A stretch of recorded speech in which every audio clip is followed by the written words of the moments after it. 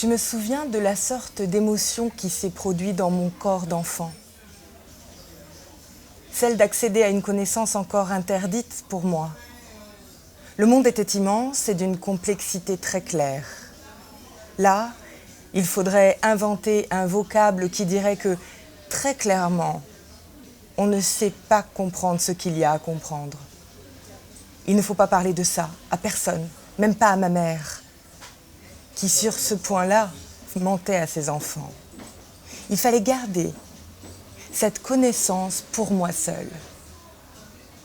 Dès lors, cette femme est devenue mon secret. Anne-Marie Streeter. Anne-Marie Streeter, pour moi, c'est un des personnages, une des héroïnes duraciennes les plus intéressantes parce qu'elle est la représentation de la femme parfaite. Elle survole le monde. Elle est la femme de l'ambassadeur de France à Calcutta.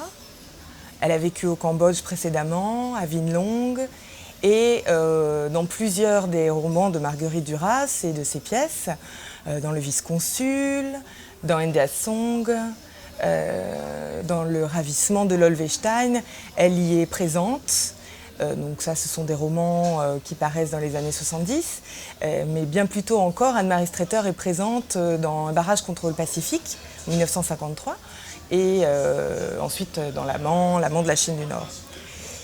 Ce personnage, il est un petit peu au-dessus des autres et il fascine Marguerite Duras enfant qui rencontre ce personnage au Cambodge. Et cette femme d'une quarantaine d'années ne va avoir de cesse d'apparaître dans ses romans sous la forme et d'une héroïne fantasmée par les autres et de la mère parfaite, ce qui pour Marguerite Duras est l'emblème absolu puisque sa mère n'est pas parfaite. Sa mère crie, sa mère est colérique, sa mère se trompe avec les barrages contre le Pacifique.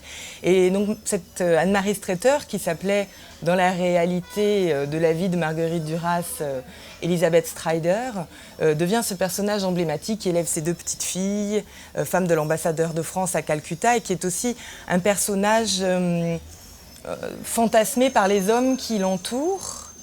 Elle a, dit-on, plusieurs amants, des amants anglais, et elle assume tout ça. Elle va au Blue Moon la nuit, dans le dos de son époux, ambassadeur de France. Elle assume cette féminité à toute épreuve. Elle est aussi un personnage intéressant parce qu'elle ne se positionne jamais. C'est-à-dire qu'elle survole le monde. Et elle dit je prends la vie légèrement. Tout le monde pour moi a raison. Tout le monde a complètement raison, profondément raison. Vous verrez, tout se vaut ici, après un peu de temps. Voilà, donc au milieu de cette misère, de cette lèpre, de cette chaleur insupportable, elle survole. Elle survole le monde, tout en étant peut-être celle qui, de tous les personnages du Vice-Consul et d'India Song, comprend et vit la misère qui l'entoure. Dans les jardins de Chalimard, de l'ambassade de France, autour d'elle, elle est celle qui la voit, qui la supporte et qui concourt à apporter son aide à la fin des bals ou des rendez-vous de l'ambassade de France. Elle fait en sorte que les restes soient donnés aux lépreux. Alors quand tout ce microcosme qui parle, on ne sait pas qui parle, mais on a plein de gens qui supportent plus cette misère, qui tentent de ne pas la voir, de parler de toute autre chose, elle est celle qui la prend de front et qui fait corps avec elle en observant son double dans le malheur, qui est la mendiante autre héroïne durassienne, la mendiante qui remonte le Tonlé Sap jusqu'à se perdre et arriver à Calcutta. Elle l'observe sans arrêt, elle l'entend et elle la surveille, voilà, quelque part. Donc pour moi, ce personnage, il est particulièrement intéressant.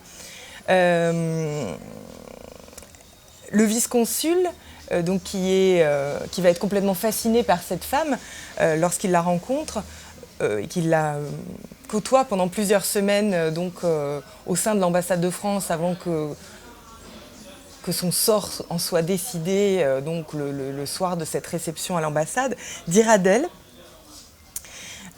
C'est une femme sans préférence qui dort dans les eaux de la bonté sans discrimination. Elle dort dans les eaux de la bonté sans discrimination. Je trouve que cette phrase est absolument magnifique. Je vais vous dire un autre extrait de l'Amant, cette fois-ci, qui parle de Marguerite et d'Anne-Marie Streeter. La dame sur la terrasse de sa chambre, elle regarde les avenues le long du Mékong. Je la vois quand je viens du catéchisme avec mon petit frère. La chambre est au centre d'un grand palais, à terrasse couverte. Le palais est au centre du parc, de lauriers roses, de palmes. La même différence sépare la dame et la jeune fille au chapeau plat des autres gens du poste. De même que toutes les deux regardent les longues avenues des fleuves, de même, elles sont isolées. Isolées toutes les deux, seules, des reines. Leur disgrâce va de soi, toutes deux, au discrédit voué du fait de la nature de ce corps qu'elles ont, caressées par des amants, baisées par leur bouche, livrées à l'infamie d'une jouissance à en mourir, disent-elles, à en mourir de cette mort mystérieuse des amants sans amour. C'est de cela qu'il est question, de cette humeur à mourir.